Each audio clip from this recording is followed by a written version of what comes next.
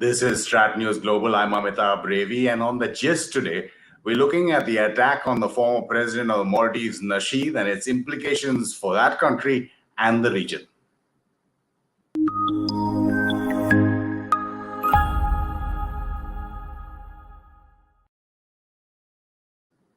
Joining us from just outside Kanchipuram is Sathiya Moorthy.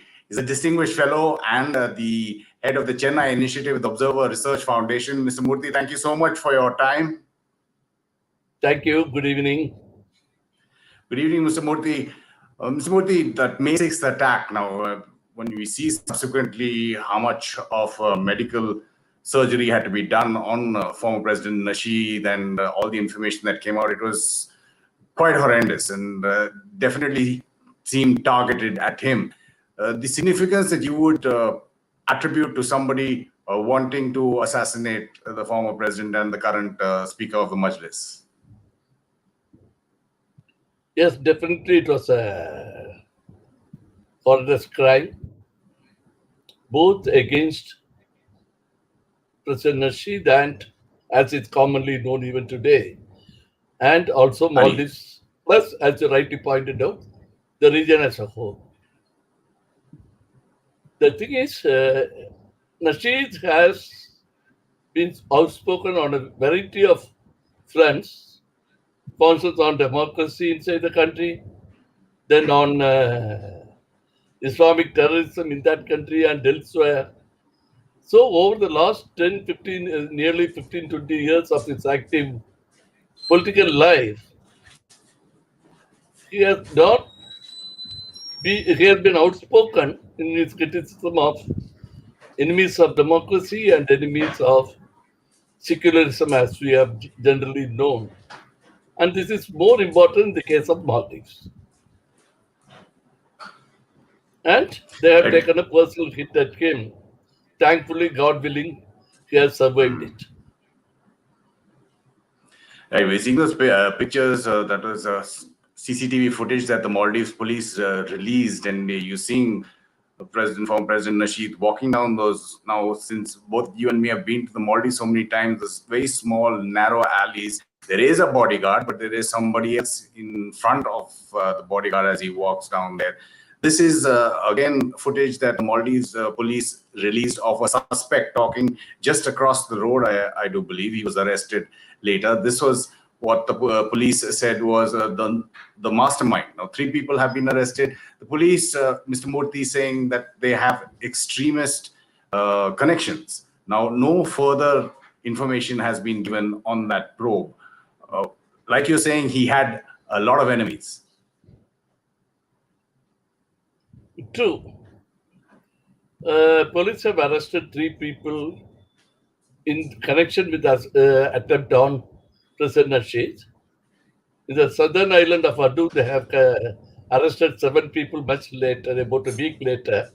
I understand that it has nothing to do directly with the attack on President Nasheed, but independently, people who have got connection with the radicalism, extremism, etc. The question is who all in Maldives knew anything about making an IED like this with the remote control. That is the pointer where the police have obviously begun. They have begun very well and very fast, detained these 3 suspects within 3 days, which is a very good starting point.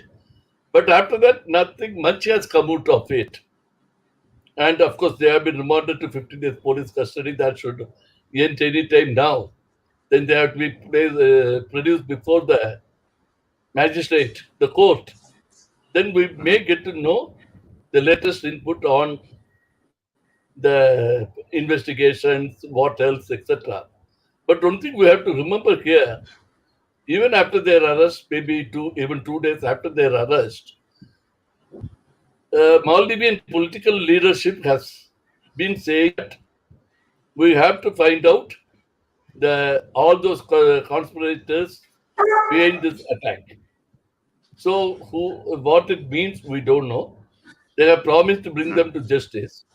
Incidentally, The Maldivian Parliamentary Committee on Security, what it's called, 241 Committee, has also started a independent investigation. I don't know what is going to be the mandate of that committee from Parliament. That remains unclear, as said.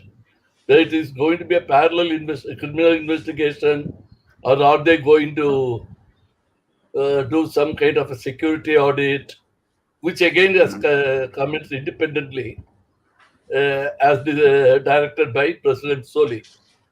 So there are multiple investigations that seem to be going on, pointing all to the same attack. So we have to wait for at least the police investigation to come up with a fuller picture before we can comment on that. Because right now they say it is the main suspects are religious radicals and extremists. But again, we don't know.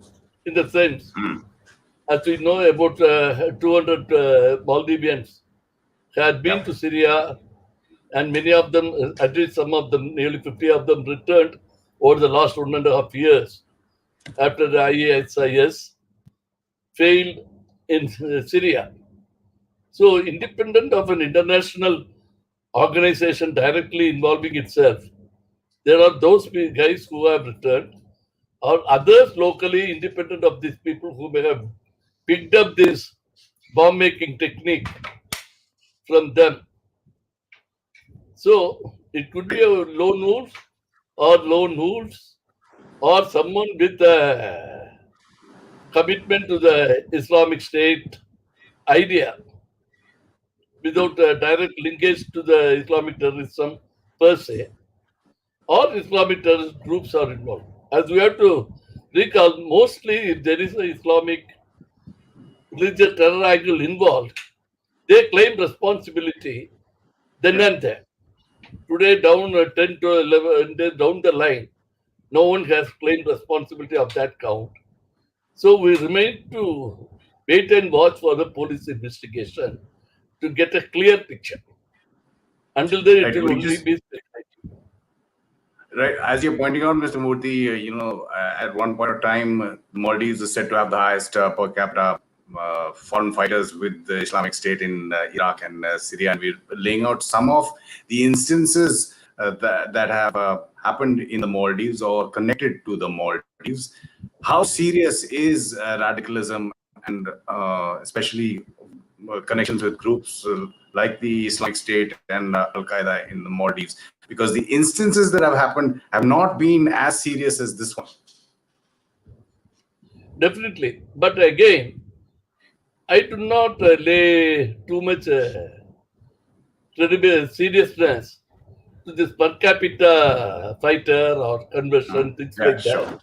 Because at the end of the day, you need only a group of committed guys to do this kind of terror attacks. If it is going to be a civil war kind of thing, that's a different thing. And there obviously seems to be people in Maldives who are ready to do this at periodically. And let us also accept no two incident has been connected to the same source thus far. We have to wait and True. watch about this. But again, there are other groups. There are, is it anything to do with domestic politics or domestic business interest, commercial interest, business interest? There are multiple angles to the blast. The easy assumption, I would say, is Islamic terrorism or religious fundamentalism of a domestic kind or But elsewhere. the dots have to be connected, as you are saying. Now, when you pointed Yes, out again, immediately President Soli, as soon as that happened, there were UN ODC operatives within the Maldives who already had started investigating. The Australians came in, the UK came in. Why the Australians, why the UK involved in this probe? And considering how close India and the Maldives are, why not Indian investigating agencies? India, as you know, have been training them for the past nearly 5, 7 years on terrorism management. I would like to attribute at least some of the skills they have acquired to interaction between the two teams over a period. Anyway, Australians and Brits are our friends. I don't see any great difference of India or Australia or someone else. As long as it is not someone from the adversarial country, I don't think we should take it too seriously at this stage. And we don't know what's happening That behind the could even scenes, give how us involved thinking. India is. Sorry. Huh? I think we don't know whether India is actually involved behind the scenes. Maybe we are. Maybe we are. I don't know myself. Yeah. But I don't think India is directly involved. But always India has a regional power and with so much expertise in terrorism investigation over the last several decades. I think definitely we will have some inputs to give. Mr. Moorthy, again, like you're saying, President Nasheed, ex-President Nasheed, has been making enemies all through his political and personal journey. Just hours before this attack took place, and it happened, I think, maybe half an hour before curfew was going to be clamped because of the COVID. He tweeted about the MMRC probe. Now, he's been criticizing even his own party members, cabinet members, for possibly being involved in corruption. So, there, like you're saying, there could be a political angle to it. I mean, would they go so far? Maybe, maybe not. As I said, I don't want to jump to conclusions. But multiple angles are there. Even when the police arrested these three guys, they very clearly said that we are investigating other angles also. But there is a sudden silence from the government side, the police side, investigator side. So I hope that they may have something to tell the courts when they produce these three guys for further remand or whatever. That should happen later this week, I assume. Bryce and Nasheed, Anni, as he's known in the Maldives, is in Germany, recuperating there. We've seen him even walking. From the ADK hospital, which looked at his injuries and how bad they were. Multiple surgeries, about 16 hours of surgery, bleeding in the stomach. There was apparently shrapnel a centimeter from his heart. He said he's going to come back stronger. How do you think the Maldives will change post this? I mean, you and I also know when you just walk down the streets of Malé, you can bump into Nasheed anywhere, like in a restaurant or even on the streets. That will all change, right? That has to change. In fact, maybe, of course, the security personnel were there. He was just getting out of this house when you are targeted. But overall, VVIPs in Maldives, there's been so many issues. I mean, so many episodes of blasts and terror attacks of different kinds from 2007 at least. That Sultan Park attack in 2007, when President Gayoom was in office. No one seemed to be taking personal security seriously. Nasheed is a prime example, I should say. He walks into people's house very casually. He used to do it even when he was president. See, there are certain protocols that the government, people in authority have to follow in these difficult times. That no VVIP in Maldives seem to have done so far. Now, I think more than requesting or suggesting or advising their decoy to follow the protocols, the security authorities in Maldives will insist that they go by the protocols, which means walking into someone's place, shaking hands, having tea in a local cafeteria, all those things will have to stop by the VVIPs. Not only President Nasheed or President Soli, a whole list of people. Multiple ministers are there who are high-profile targets. And the life in Maldives, I don't think it's going to be the same again. And personally, I feel it should not be the same again when it comes to following security protocols. Now, in terms of the effect domestically that this will have, you're talking about the implications because of security, yes. Politically, what will the impact of this be in President Nasheed? We've seen differences even within his party with the president, with President Soli, talk about him wanting to become the prime minister under parliamentary system. And that's what one of our viewers asked. In fact, Amkandi KS, are there some differences between Nasheed and Soli? That's an interesting and a very pertinent question, I should say. See, I am surprised. Nasheed is the most popular leader in that country for the past nearly 15 years. No questions about it. And of course, COVID was there, the lockdown was going to commence half an hour later when the attack took place. Yet, even 10, 12 days later, down the line, I am yet to hear a report that people are out on the streets praying for him or demanding justice or whatever. That is something quite intriguing for those who know the contemporary Maldivian politics. One reason, and again, I relate it to another recent episode when Nasheed's Maldivian Democratic Party, the first democracy party in the country, lost the all-important Malay municipal council elections and did not fare as well as expected in what is otherwise a national level local council election. For the first time after MDP was founded, they lost the Malay mayoral elections. Of course, polling was a pathetically low 20%. Generally, it used to be 80 and above. That is okay. Part of it is only due to COVID, but what about the rest? I don't really like the idea. But to say that MDP guys stayed away, MDP voters, traditional MDP voters, MDP is women cadres, all of them have stayed away, which is what this local council election show. And former President, jailed former President Yamin's candidate and former housing minister, Abdullah Muiz has become the mayor of Malé. And Malé is important from the larger point of view, as you know. Nearly 40% of all Maldivians live in Malé. Translated, it also means about 35 to 40% of the voters live in the capital. Sure. And this should come as a rude shock.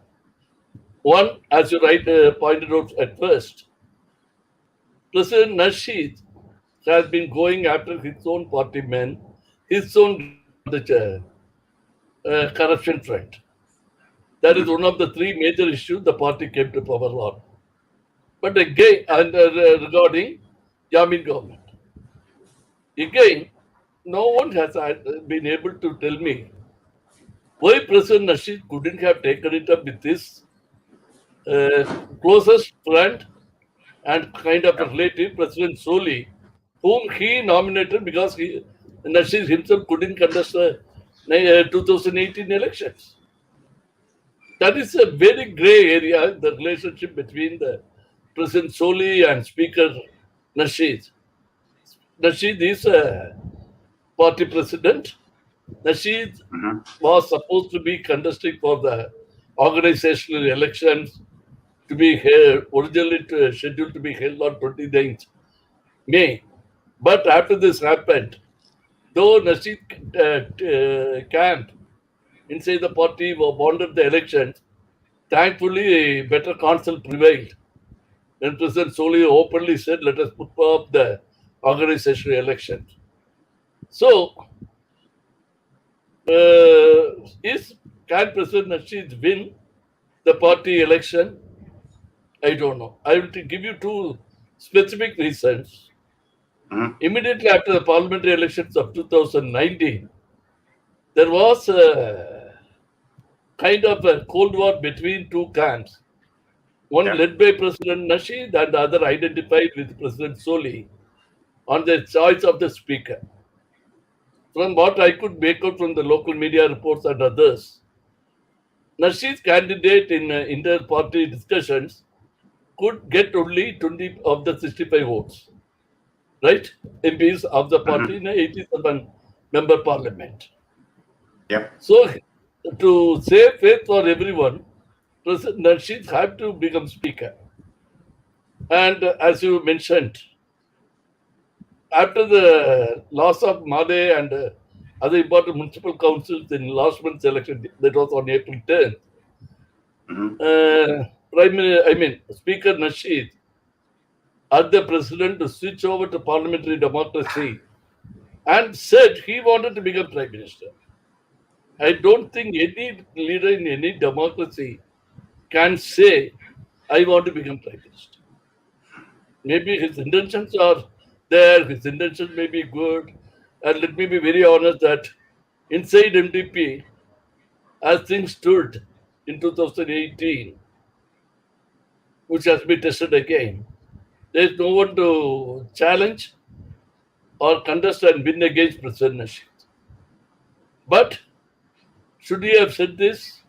And when this issue was again taken up within the party, local newspapers reported only though 20 or 22 MPs from the 2019 speaker election, speaker choice, stood with President Nasheed.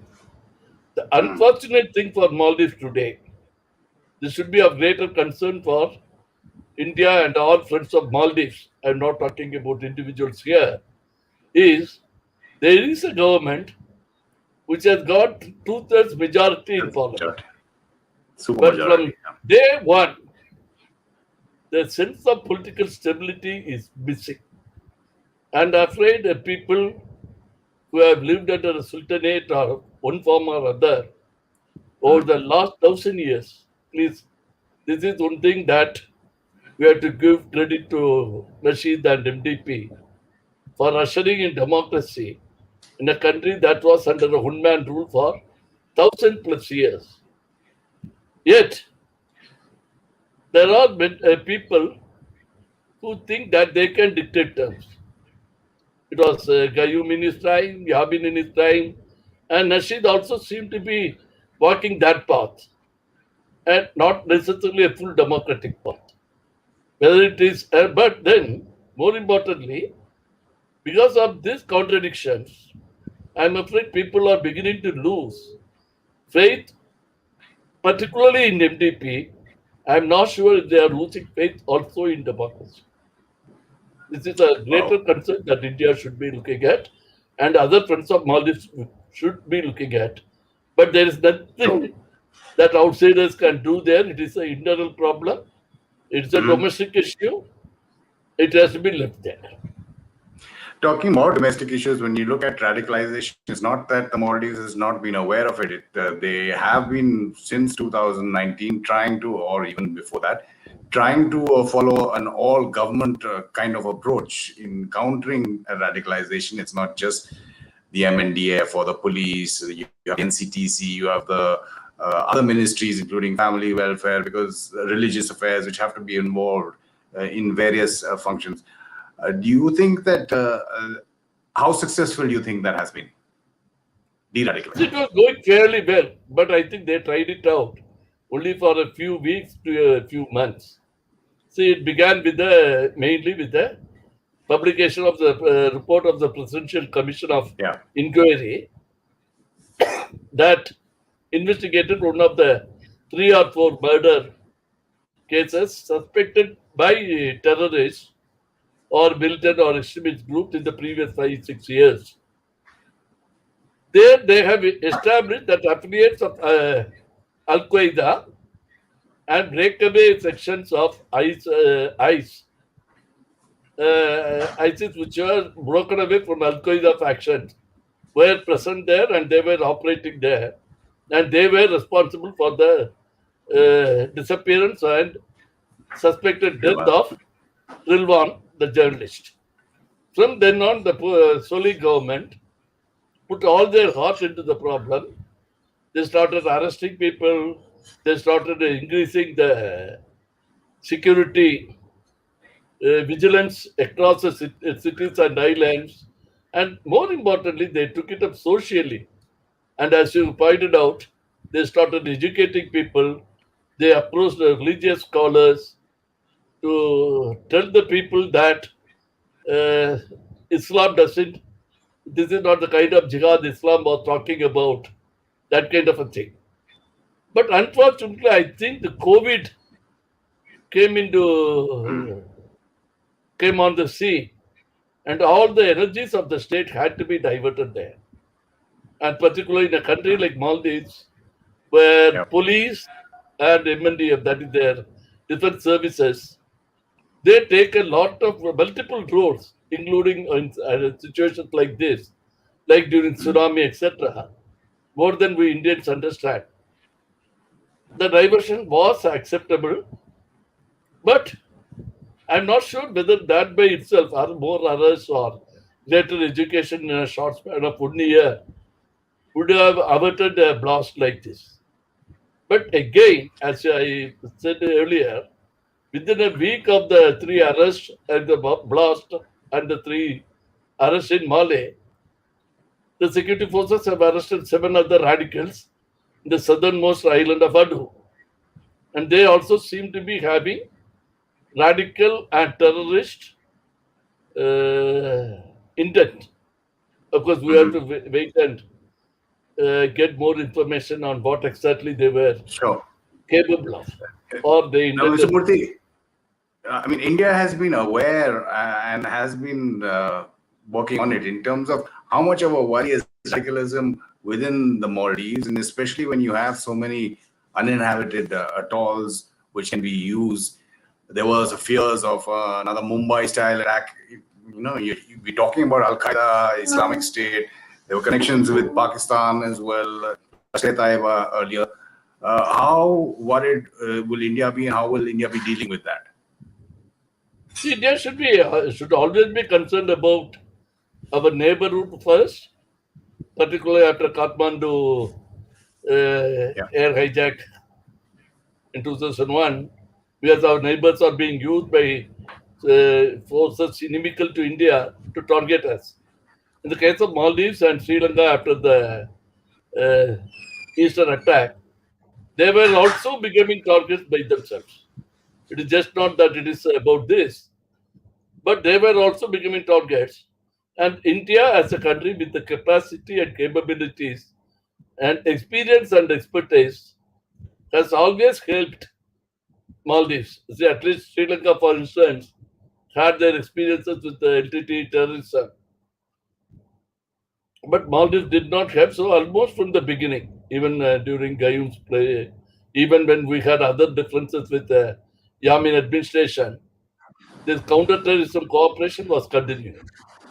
So even now it was happening. Now we may have to doubly vindicate it, doubly increase the capacities, and that capacity building there should also go hand in hand. And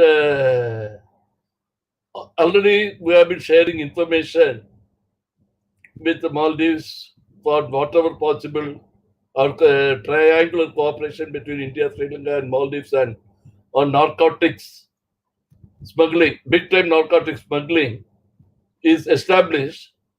And so that kind of linkages continue. But now Maldives has to take a greater initiative. There is no use getting technology from outside the region because they are not going to be having information on what is happening. Whereas India proved in the Sri Lanka Eastern attack that we could get information, alert them, etc. That kind of coordination should also continue, even as individual nations have developed their own sources of information and intelligence sharing. Sure. Mr. Sathiya, absolutely appreciate your time and your expertise. Thank you so much for spending time on StratNews Global. Thank you. Just a reminder to our viewers, just click on that bell icon on YouTube to get notifications. That is, you will get notified when we put videos like this one to support our kind of journalism. You can do that by going onto our website and follow our social media handles on Twitter, Facebook, and Instagram. This is The Gist on StratNews Global. I'm Amitabh Revi.